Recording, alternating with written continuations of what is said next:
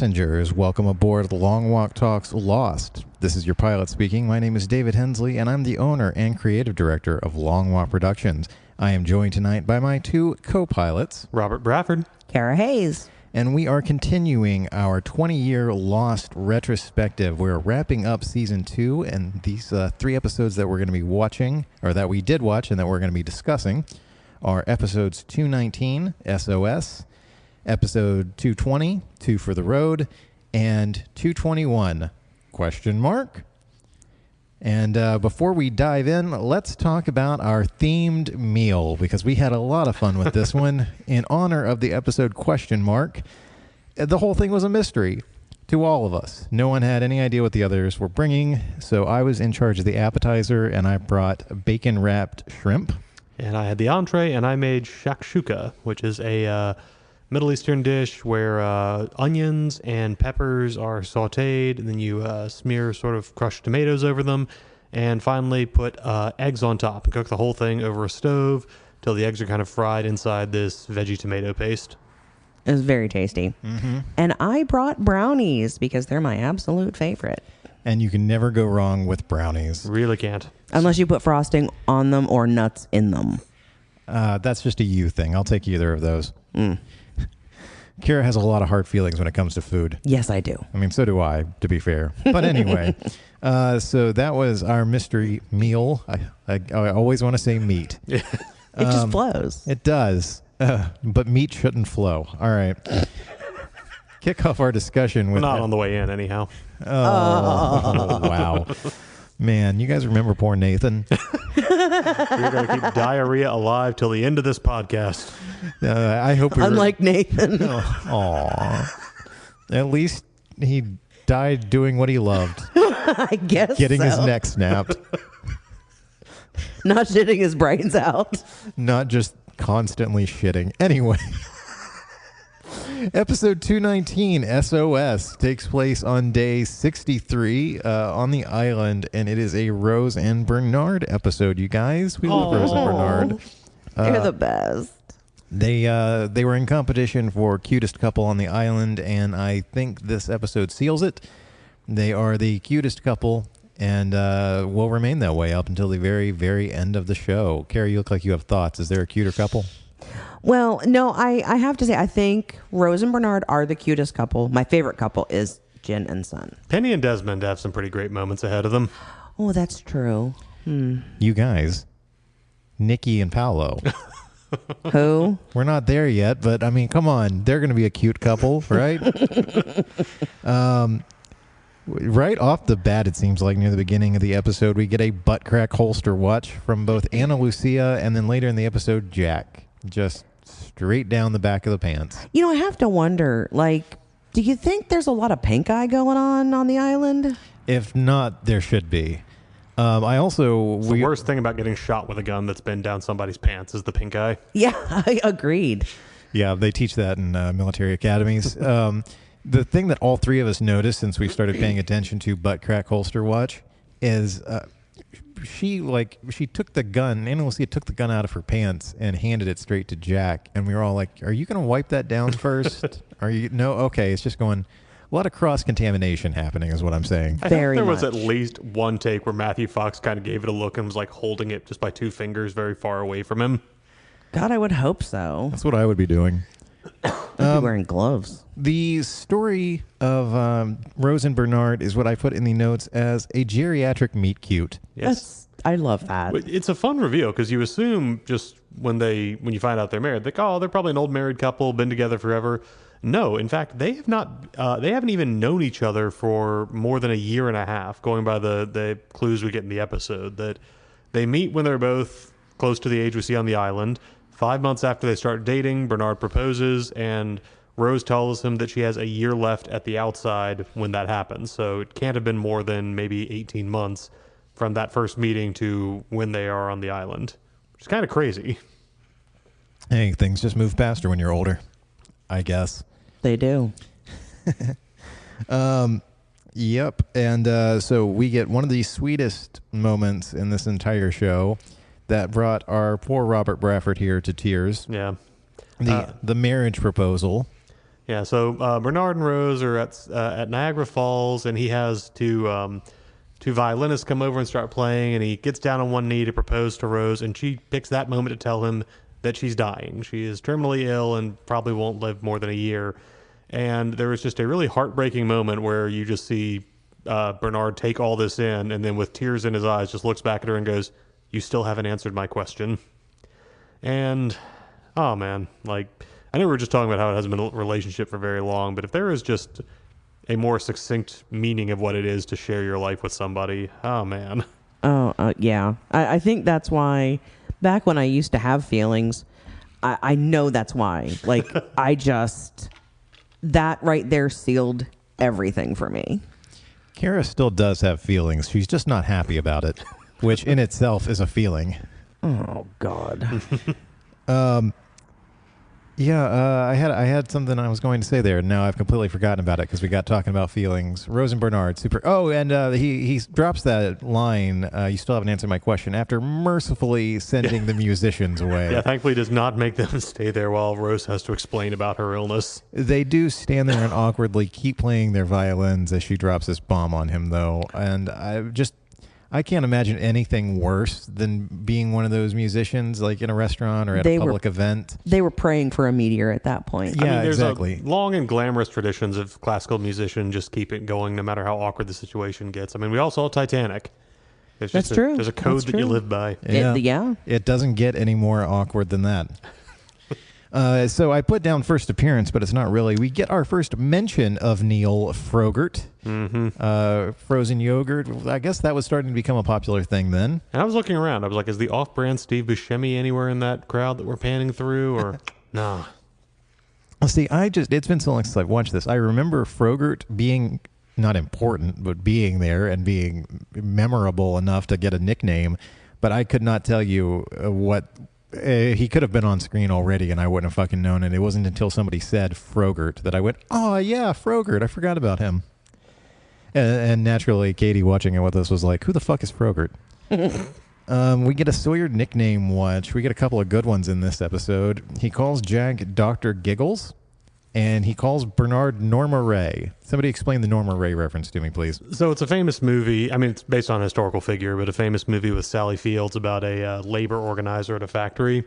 So Sawyer drops that on Bernard when everybody else who was going to help him build the S.O.S sign has wandered off. So he's just making fun of the fact that he can't keep his workers going. Gotcha. So good pull for Sawyer. A lot of these discussion topics and notes that we took are like pretty pithy. I mean, this is a good episode of television. Really enjoy it and really like their story, but there's not a whole lot of lost lore here in this one to talk about.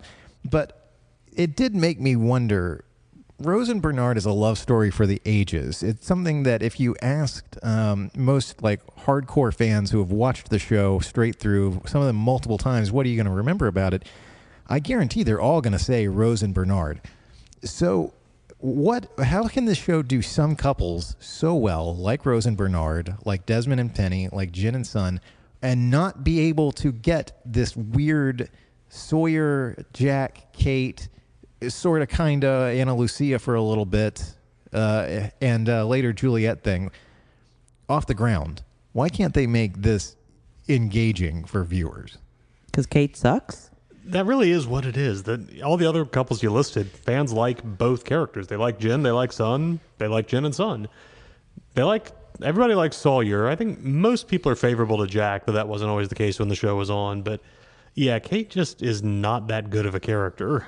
And we'll get into that a little more as the episode goes on, because there are examples this week. But yes, there are. Yeah, you've got to be invested in the people in the relationship for good drama to happen with it, and Kate just did not pull audience investment. I was even starting to kind of pull for Shannon and Boone there towards the end. Still better than Kate. Yeah. And of course, we all were rooting for Saeed and Shannon. And that one... Were we? Ended too soon. Struck down in its prime. The fuck hut is still there, though. We'll talk about that. I found out he doesn't just have a hut. He's got a whole beach set aside. Lucky him. So as Robert mentioned, the whole point of this episode, we're really bad about, we just dive right in and I just operate on the assumption that if you're listening to this, you probably watched the fucking episode or you're just along for this ride with us. But yes, the whole episode is about Bernard trying to build a giant SOS out of volcanic rocks on the beach. And among the crowd of people that he gathers to help, I wrote down, hey, look, new extras. Yeah. They got a brand new bunch this season. Yeah, I don't think we had seen any of those people previously to this. There was one lady with some, I don't know why this jumped out at me, but some really big hoop earrings on. And I was just like, wow, 63 days on the island and you're still keeping those in. That's commitment. There's also one lady who, across this batch of episodes, had a lot of big reactions to everything. I think that she was like, okay, you know what? I'm on Lost. I want my family to be able to pick me out. So if I have to nod my head, I'm going to nod my head emphatically. And I was like, good for you, unnamed extra. It's a fun episode because it really is centered around background characters doing a C-plot activity that obviously Bernard is not going to succeed in his plan to build a giant SOS sign and get them rescued. That's not going to be the way the show goes. But the whole point of the episode is just Rose and Bernard coming to decide why they're okay being on the island and they're not going to be like actively pushing for things to happen. And it's funny to think that like all of these other background characters who aren't part of our main core group, maybe they all just had their own little time of doing this. Like they tried to come up with their own idea or do their own thing and they were like, I don't know if that's worth it going forward. I'm going to leave it to Jack and Locke and all those guys. I'm sure they've got it under control. It's just a story of like why the background guys just hang out. I imagine there is probably a lot of laziness there as well. Because I'm going to be real with you guys. That would be me. I think I'd be useful to this crew for about the first 2 weeks. And then after the polar bear and the smoke monster and people coming out of the ocean to break every bone in a person's body, people getting attacked out in the jungle, I'd be like, nah, I guess we haven't been rescued yet. So I'm digging in here. Me and my little, my hopefully fuck hut, but probably just regular hut are going to be hanging out. I wouldn't have even lasted that long. You'd be lucky if I stopped hot dogging after the plane crashed. I would like barricade myself inside the hatch. As soon as that was found, I'd trick everyone else outside and then just like lock the door and be like, I'll open it if you bring more food to me. Would you keep pushing the button, I assume? If someone had remembered to explain it to me. If you had your own Desmond, yeah. I didn't make a note about this, but one of the recurring things is that Locke is still stressing out this episode because Henry Gale told him in the last episode that he had never pushed the button and the whole thing was just a fraud. And Locke is trying to, get him to admit that he pushed it or to tell him the truth. And given that Ben has been on the island since he was a kid and was there when there was an incident with this that necessitated the building of this station, so he has to know at least that there's a very real chance that something will happen if the button isn't pushed. And him just screwing with Locke purely for the lulz, it seems like, is maybe the Benriest thing of all time. I was going to say, that is perfectly on brand for that character, though. I love when Locke is asking him through the door and it cuts to the inside of the armory. And he just, Benry has this exquisite shit-eating grin on his face. He knows exactly what he's doing. And I'm here for it because we love Ben. We stand Ben on this podcast. This isn't in the notes, but I want to throw it out there because I saw it on Reddit. Somebody posed a great question. Desmond was by himself for however long. He's getting up every 108 minutes to press this button. The bunk beds appear to be on the other side of the hatch. Has no one ever just pulled a mattress over there, like taken one of them off the bunk beds and just slept next to it? You after a while, it's going to become routine. You sit up, you press the buttons, it goes off, you lay back down and go to sleep. That's the worst part. You don't even just push a button and lie down. You've got to key in numbers in a specific sequence and then do it. So it's the kind of thing that it would take a lot longer than if you just had to push one button and roll over. But to answer your question, yeah, I can imagine he did that a few times because even with the drugs he was shooting himself up with, I don't think you'd be mentally functional if you went like even 6 weeks on that schedule. Yeah. So as Jack and Kate are tromping through the woods to go and cross the line that they're not supposed to climb so that they can cross the line they're not supposed to cross. I don't know why I threw the word climb in there.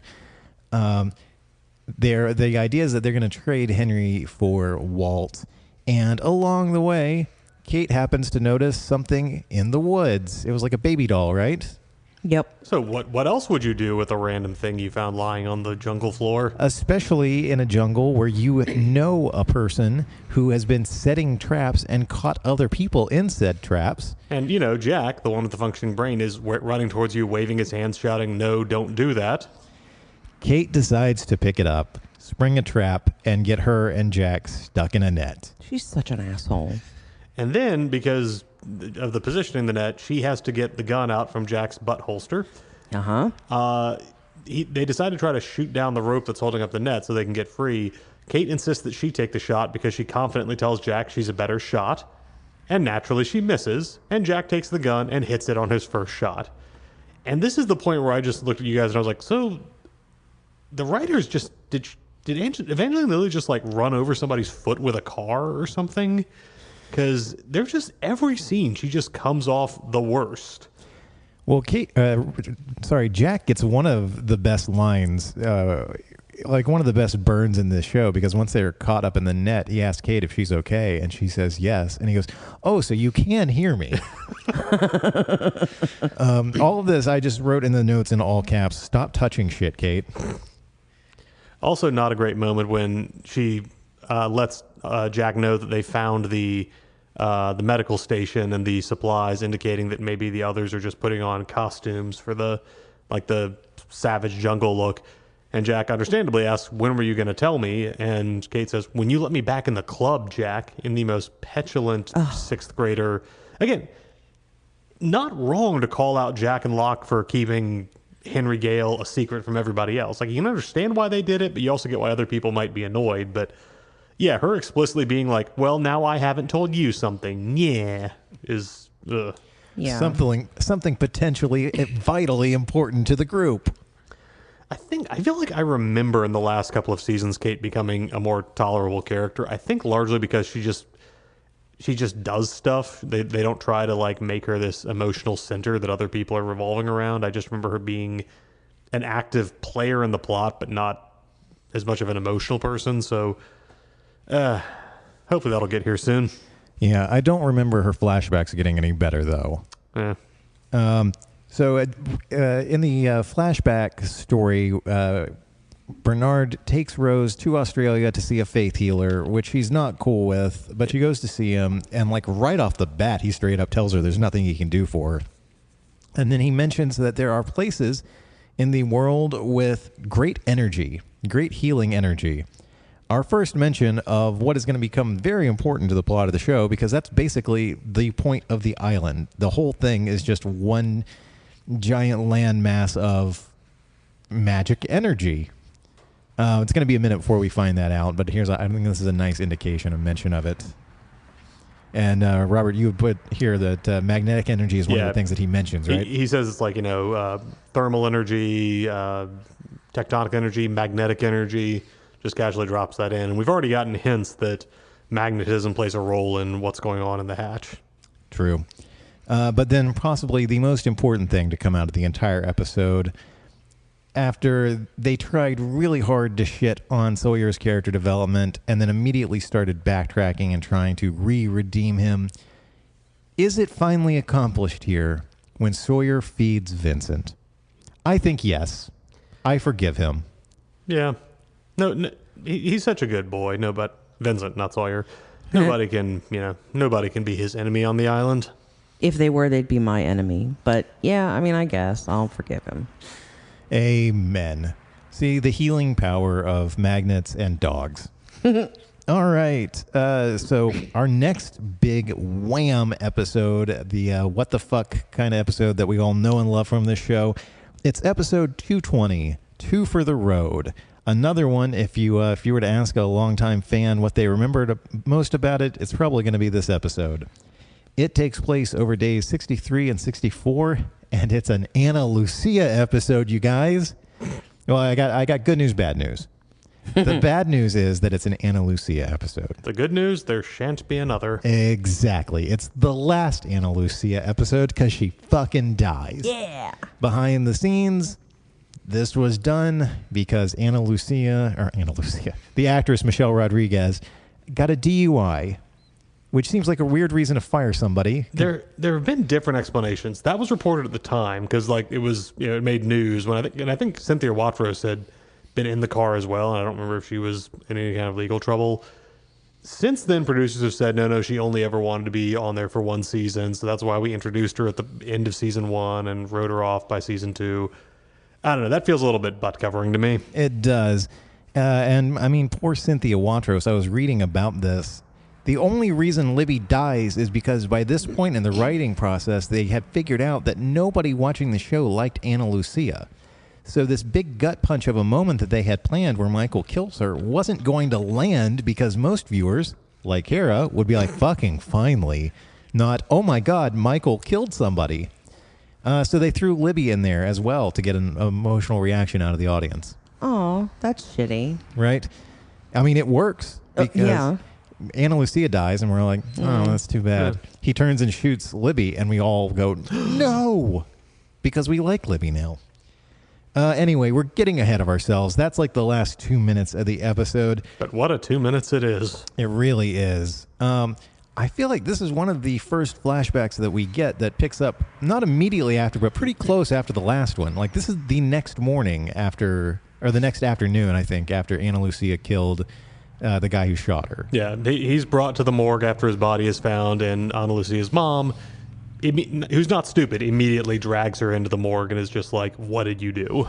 Yeah, I should say these are the first like sequential flashbacks because the rest of them have a tendency to just be all over the place. When did this event occur that is relevant to whatever's happening in the episode? If it is at all relevant. Sometimes they just straight up aren't. So we get another character connection here, and I don't know if you guys noticed, but at the bottom I'm starting to keep track of all the people that Christian interacted with. I was wondering about that line in there. Okay. Yeah. So Ana Lucia gets offered a weird bodyguard position by Christian after he gets fired from the hospital. So she flies out to Australia with him and spends some time while he gets hammered. He never overtly makes a pass at her, but it does kind of seem like that's in the back of his mind. Yeah, and it gets weirder because they agreed not to exchange real names. So he tells her her nickname is Sarah after his daughter-in-law. At this point, I guess ex-daughter-in-law. Oh, it's not creepy if it's an ex-daughter-in-law. Yeah. There's some, weird energy going off there. I was going to say Oedipal, but what's the opposite of Oedipal? Oh, Median? Is it Medea? That sounds right. I don't know. It's Agamemnon's daughter, right? It sounds very Greek. Let's put it that way. This is the first time we get... Electra complex. There we go. Thank you. Daddy-daughter. Yeah, weird.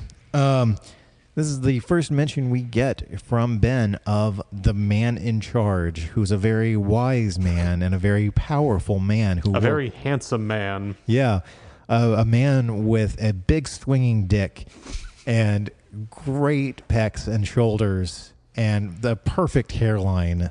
He's talking about himself. Yeah. I'm just filling in, I imagine, what he thinks.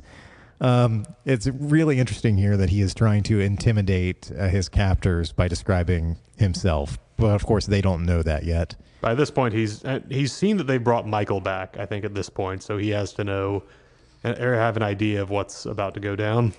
Now, correct me if I'm wrong. Isn't the man in charge a name of an episode later on? I think it is like Ben's first flashback episode. It might be that. I know one of the sort of follow-up shorts that they released, kind of a post-show wrap-up to kind of cover what happens to like the Dharma Initiative people after the series proper ends, is called The New Man in Charge. That might be what I'm thinking of then. But I do think, that feels like a title somewhere down the road. Robert, you take this one because it's tragic. Yeah, so Hurley has the great idea this episode that he should take Libby out for a picnic on the beach, and he comes to Saeed asking if he could use that radio they'd used previously to play music. When they can't, Saeed still tries to suggest that he take Libby to a spot on a beach a little ways up the island that's apparently just extremely beautiful, as if there's a place somewhere in this part of Oahu where they're filming that isn't drop dead gorgeous. But Saeed specifically mentions it because he took Shannon there once, and it's kind of a sweet, sad moment for Saeed. But of course, by the end of the episode, Libby, just like Shannon, is going to die because she surprised someone with a gun. And it gives Hurley another reason to blame himself for everything. Yeah. Well, also, I found myself thinking, I think I said this out loud even, as Hurley is talking to Saeed says, there's a beautiful beach a half a kilometer away. And I was thinking, the whole island's a fucking beach. Like, you're on an island. You walk in any direction, you're gonna hit a fucking beach, Saeed. If you hit the cable buried in the sand, you've gone too far. Yeah. Anyway, that was my little gripe. Butt crack holster. We get another one. This time it is Sawyer. Impressively, it gets stolen when he takes his pants off to have sex with Ana Lucia, and somehow he fails to notice that there is not metal between his ass cheeks when he puts the pants back on. Because, I mean, like, they don't stick to the pants. Like, what? And they don't stick to your ass. Well, no, not if you're, rolling around on the jungle floor. And yeah, that was kind of dumb. I put this later in the notes when she actually takes the gun out. Where was she smuggling that fucking thing? We've made mention on here before. Her costume has not changed. She is wearing a tank top and skinny low-rise jeans. Let's remember that when she meets up with Christian, she's working as a TSA agent, so she is probably all too aware of the ways people can smuggle things around. It's in her hoo-ha. I was going to say, that's a great point, Robert. However, Michelle Rodriguez is still like 5'3". You'd notice She still has a hoo-ha. Yeah, you would notice a bulge, I would think. But what do I know? I've never hooked up with a girl smuggling a gun. That you know of. That I know of. Damn it.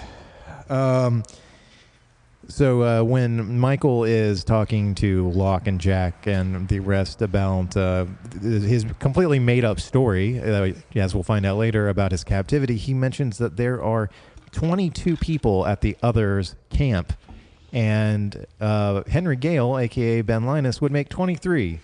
So again, they're starting to sprinkle the numbers in now after going whole hog on them for a little while. It is a little weird that doesn't immediately throw up a red flag for Jack, who just had a conversation with Kate about the possibility that the others have like a more sophisticated setup than they might have realized. Yeah, that did bother me as well because she had just finished telling him that. And also, like, it seemed like there were at least 22 of them in the woods that night surrounding them. So did they all come out to the jungle? Jack should have asked more questions. Also, there's a couple of 180s he does. Another one is that the whole reason that he and Kate go out to the line is they want to try to communicate and offer a trade of Ben for ideally Walt, but whoever. And then when Michael comes stumbling out of the jungle, Jack just seems very antagonistic to the idea that that was their reply, that Michael coming out of the jungle just right then while they were there had nothing to do with their presence. Oh, Michael just found his way back. That's good. It's very weird how he doesn't seem to connect those two events. Yeah, well, it's all in favor of getting us to the end point, because now we're on the long road to get to the end of the season. So all of this is just a big setup to get us there. But unfortunately for us, Michelle Rodriguez still can't cry on camera. It's uncomfortable to watch, honestly.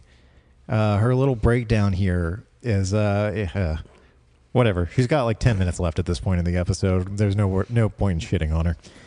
Oh, but I mean that's my hobby. I know.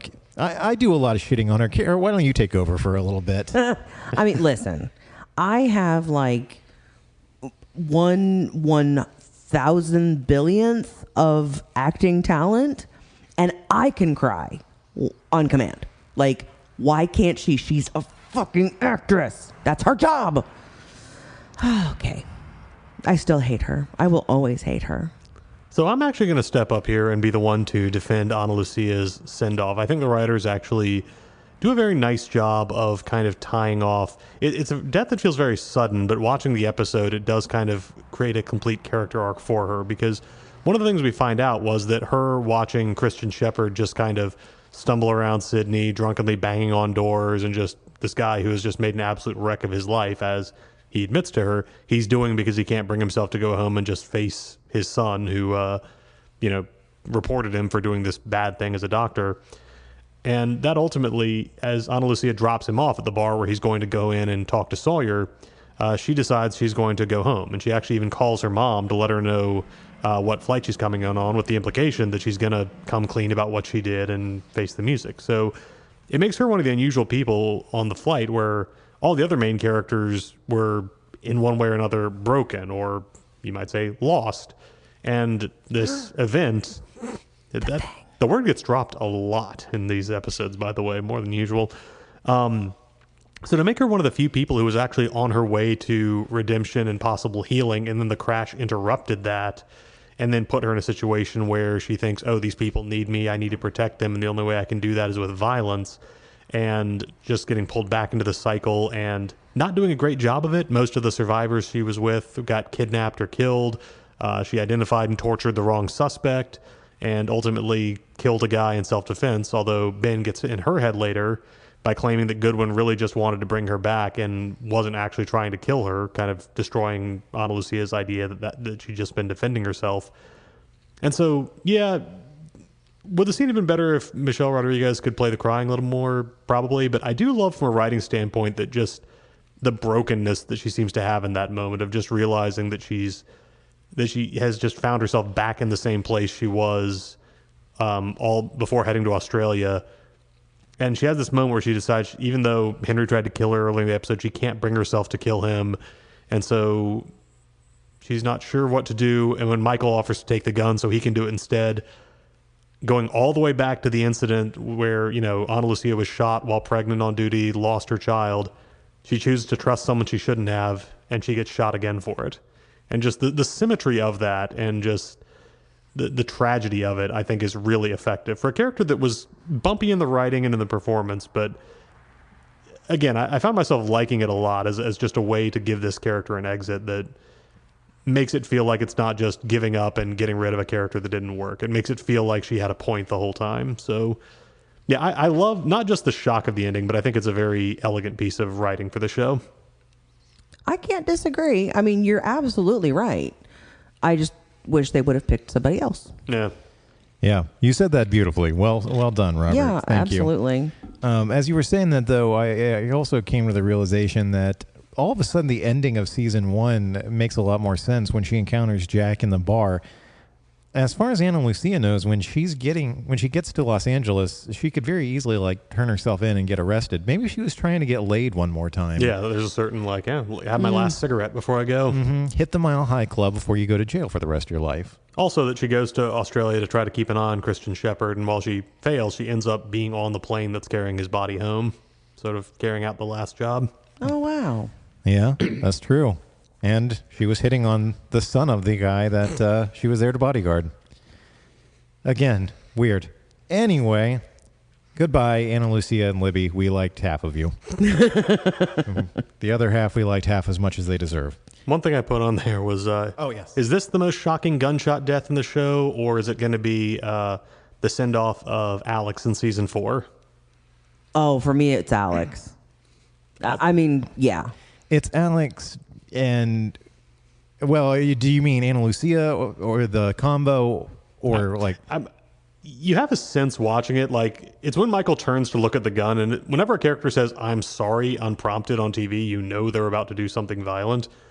But then realizing that Libby is there, and even Michael seems shocked as he shoots her twice in the stomach. I'd say kind of the 1-2 of that. If that's the caveat, then I'm going to go with Libby specifically, because I'm sure we'll talk about this in probably about 6 months from now when we're getting to season 4. But Ben fucked that up. Ben's the reason that Alex got killed, and also it's a great moment of something that typically does not happen in TV or movies, where somebody says, "I'm going to count to 3," or "I'm going to shoot this person," and then they actually fucking do it. 9 out of 10 times, a writer will contrive a reason that they can't. Usually, that involves the captive, karateing their way out of it. But no, Kimi. Yeah, Kimi just fucking shoots her. Also, going along with that, well, go ahead and shoot her if you want to, because and literally does it before he's done with the sentence. I look forward to breaking down that episode. And Ben is going to break down. Oh my gosh. All right, going into episode 221, question mark? I believe it's pronounced episode 221. Damn it, that's funnier. Fuck you, Robert. This episode takes place over days 64 and 65, and this is one for you, Cara, because it's a Mr. Echo episode, and he spends a lot of this episode shirtless. Hell yeah. Him and Charlie are trying to build a church, and they're tearing down a lot of logs, chopping up a lot of shit. They're the prophetic vision bros. It's strange that never gets talked about. That it's never like, you had a prophetic vision? I had a prophetic vision. That's crazy, right? I'm not surprised that Echo doesn't share. Charlie definitely seems like he's a fill the silence yammerer. This would have come up. He's an oversharer for sure. For sure. I kicked heroin, I can deliver a baby. Let me explain. I used to be a heroin addict. Oh, man. Remember when we liked Charlie? I can't wait to like him again. We're I getting know. close. He needs a feeding Vincent moment. Yes. Like, that's all they got to do at this point. Save the cat again. He's got to just keep saving cats. Anyway, Bandit. in Echo's flashback, we find out more about why he was in Australia, but we also, in his prophetic visions, we see Yemi again, and Yemi says 4 words that are going to become very important later on. What's done is done. That is practically the motto of Miles later on when we meet him in season 4, but especially prominent in season 5, getting way ahead of ourselves. And we also get a great line here that would scare the shit out of any of the 3 of us. Robert? So as Echo is waking up from the dream in which the hatch is collapsing around him, Yemi says, Echo, bring the axe. And he does, but you watch that and you're just like, who is not going to be coming back from that trip in the same number of pieces? Who's getting axed? Turns out he actually just uses it to climb up and then to knock open some handles. So when he needs to do violence, he uses his own head for it. It's true. And unless I missed something, I think we actually went a whole episode without a Sawyer nickname watch, which is strange because he actually had sex with Ana Lucia in the last episode. You'd think that sleeping with somebody is a prime time to nickname them.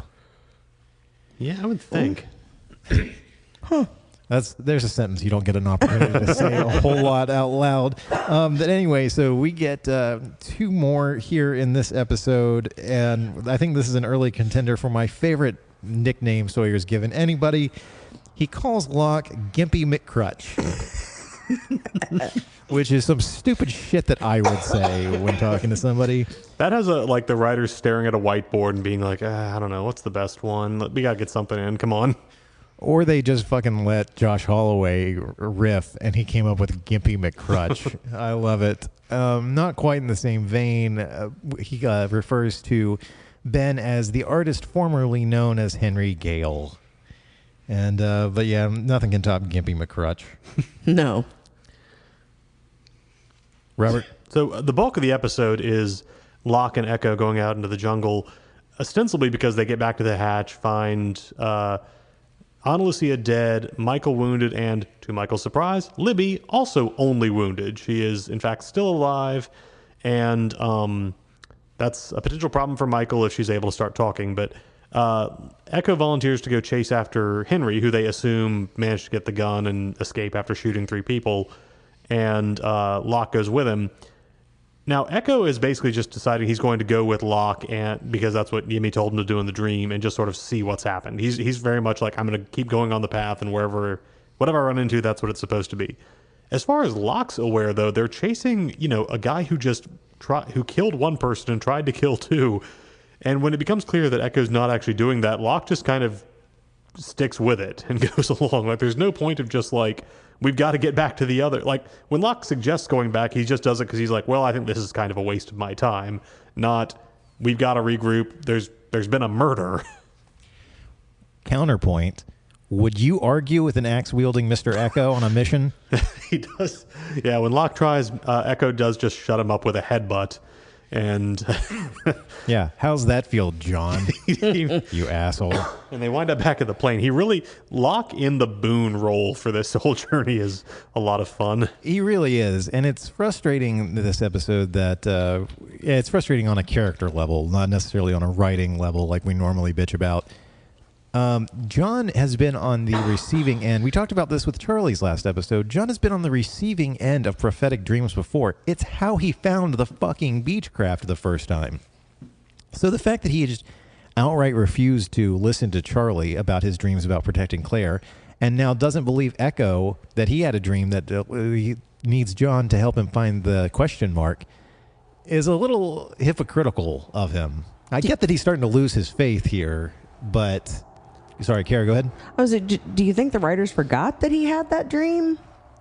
Well, I know that in this point in the series' cycle, they have switched head writers at least twice at this point, if I'm remembering correctly. So maybe they really did forget. I think they might have. But they must have rewatched the episode where they encounter the plane, because they're going back to the same spot. They've got to be thinking about okay, what did this go and how did... And they reference the events of that episode, like Boone falling to his death in the plane. But yeah, I think I see it as a character thing, that it's Locke's... It might be an element of resentfulness, the idea that the island's giving messages to people other than him is kind of the interior way I'd see it, that he's not just mad that he's not seeing anything, it can't be that other people would get these messages when he's feeling cut off. It would be kind of the way I try to see it from a character point. Oh, I like that. Yeah. Robert, you're smarter than both of us. That's why we're keeping you around. They do have a great moment where Echo wakes up, where he and Locke have made camp by the plane, and Yemi tells him to climb up the ledge where the plane used to rest. And so we see Echo climb up after him. When he gets to the top, he sees Echo sitting in a wheelchair and sees Yemi sitting in a wheelchair saying, "Wake up, John." And then Echo falls, wakes up, and it's actually Locke's dream, which is a great little... For a show that most of its weirdness is just... I'm sorry, I still got this persistent cough. Most of the show's weirdness is just kind of the situations the characters find themselves in. It doesn't get into kind of the David Lynch mind screw drama that often, but I always forget that's coming every time I rewatch the episode, but it's a fun little twist. Agreed. Well, in Mr. Echo's flashback, we are reintroduced to Richard Malkin, the psychic. Malkin? Sure. Mulberry? Malkin? Macaulay Culkin. There we go. We're introduced to Richard Macaulay Culkin, the psychic that Claire went to see in season 1, and who told her that Aaron could not be raised by another, and that it was very important that she be the one to raise him, and gave her the plane tickets to get to L.A. to make sure that happens. And here he outright tells Echo that he's a fraud. Yeah, because Echo gets involved with this guy because he's investigating a potential miracle. This guy's daughter supposedly drowned and then came back to life. Her mom thinks it's a miracle, and her dad, Malkin, thinks it's not. And he says specifically, my wife is a zealot about this stuff because she resents that I'm a fraud in what I do. And he does not outright mention Claire, but just says, yeah, I just research people and I tell them what they want to hear. Which, again, is hard to square with the fact that he put her on a plane that was going to crash. How? Yeah. Yeah. Well, and a lot of Claire's story is predicated on this whole idea that Aaron can't be raised by another. That's going to become very important when Aaron gets off the fucking island and Claire doesn't, and is therefore raised by another. This is another, did the writers forget? Did they not watch season 1 kind of thing? Because he clearly has at least some kind of psychic ability.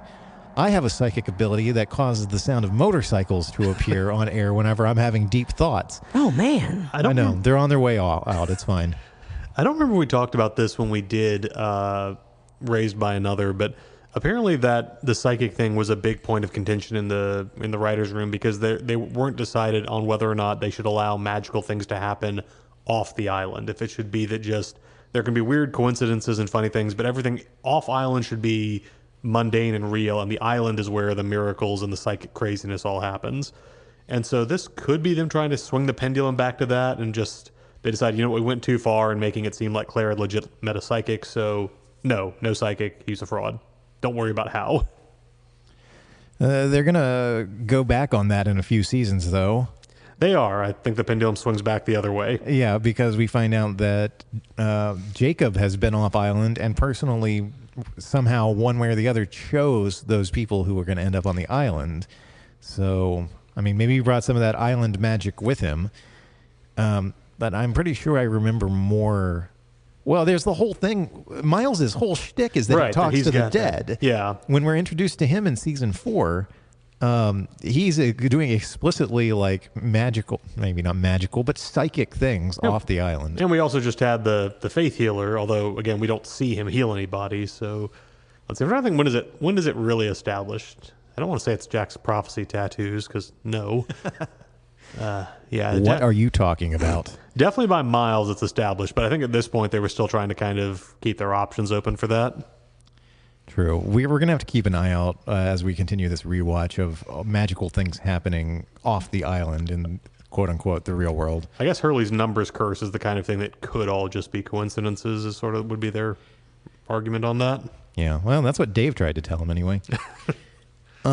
Later in the episode, Locke and Echo find another hatch. That was the point of the question mark, and I put in the notes one very simple 3-word sentence: Locke loves hatches.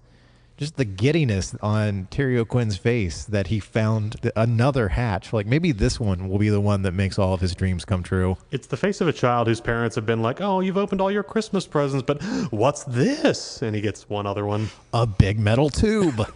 Y'all, that would be me. Like, even like right now, it's somewhere fun to explore, and you get to like look through all the shit that's left. Hopefully there is stuff left, like in the other hatch. Well, Cara, I was saving this for the season finale, but you and Robert look underneath the table. I drilled a hatch. Oh, yay! It's going to be our new podcasting hatch. Oh, the pod hatch.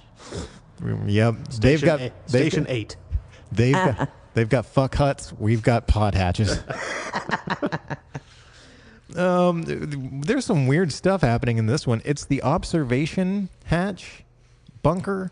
It's got cameras watching supposedly like what we're supposed to believe the other stations, even if most of them are out, except for the one that is spying on our hatch, where we see Jack walking around, and we get another orientation video with Dr. Mark Wickman. Last we saw, his name was Dr. Pierre Chang. And Robert, you said something about his hand. Yeah, so in the orientation video that we saw in the second episode of season 2, his left hand appears to be a prosthetic. Like, it's by his side. He's doing all of his gesturing with his right hand. And then in this video, it opens with him clasping his hands together. So they're definitely kind of giving you a subtle timeline of when these would have been filmed relative to each other. Weird.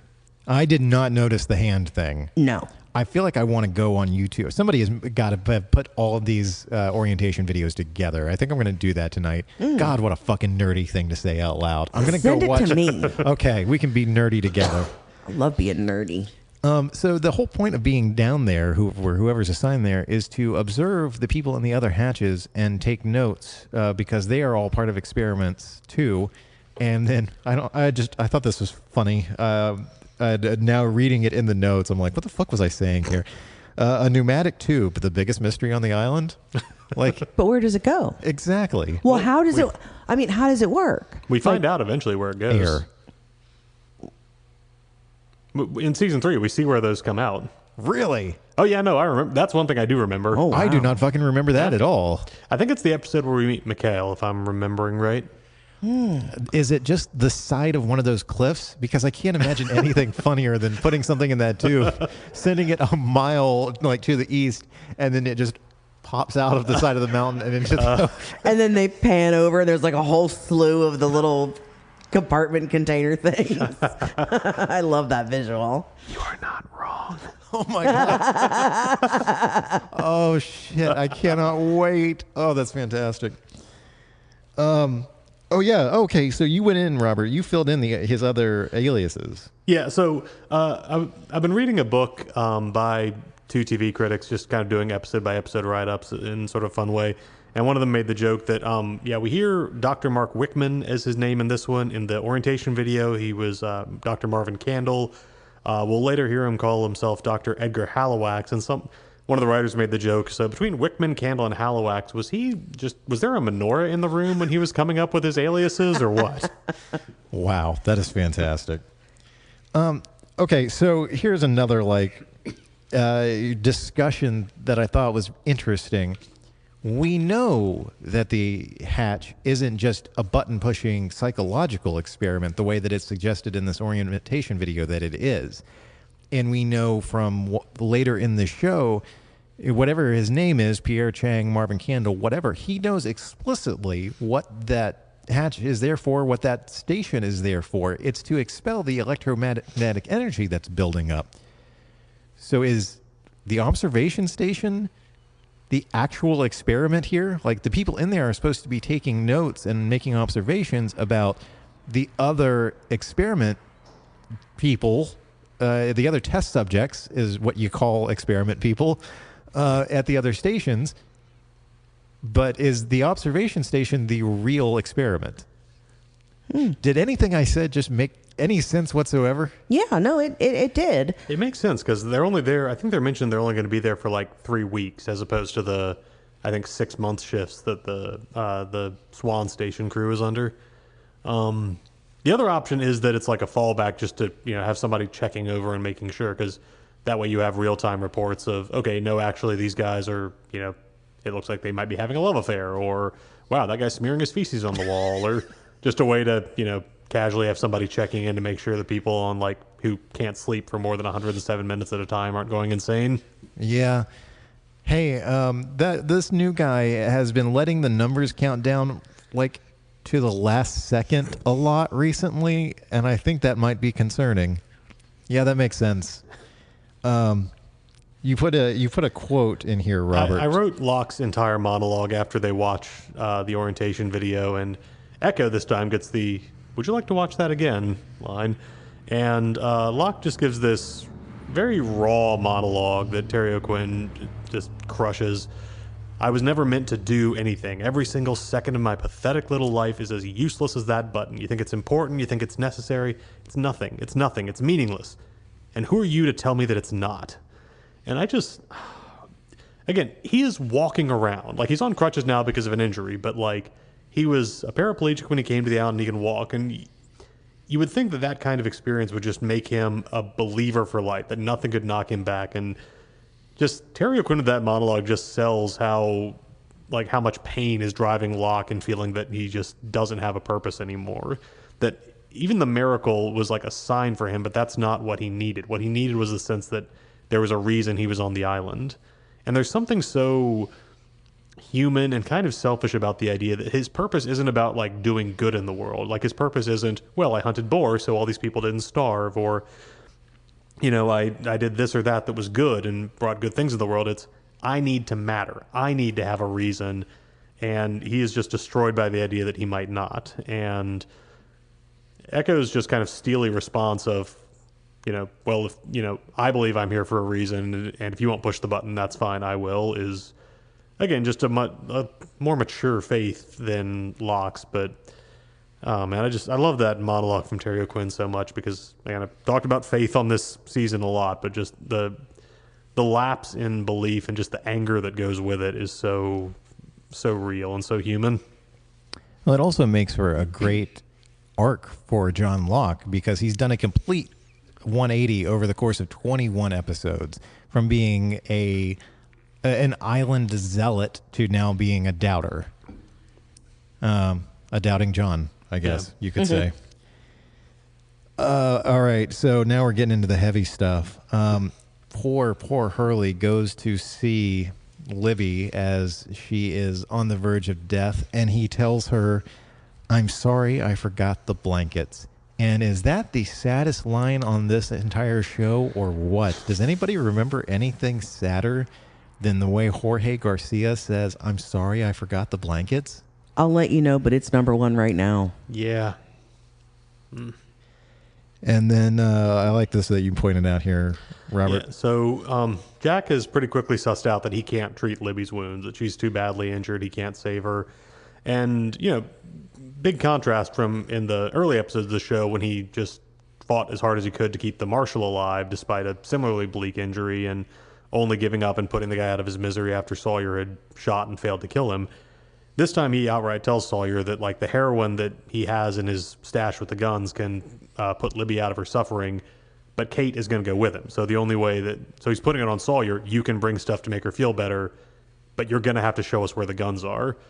And Sawyer calls him out saying like, so I'm not going to let her do that, so I've got to give you my stash. And Jack just kind of bluntly says, yeah, that's how it is.